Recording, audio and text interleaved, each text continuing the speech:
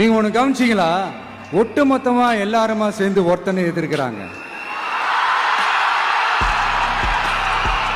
அதுக்கு என்ன காரணம்? ஏன் அப்படி எதிர்க்கணும்? இப்ப அவங்கவுங்க ஒரு தனித்தனி கூட்டணியில இருந்தாங்கன்னா அவங்களுக்கு ஆப்போசிட்ல இருக்கிறவங்கள எதிர்ப்பாங்க.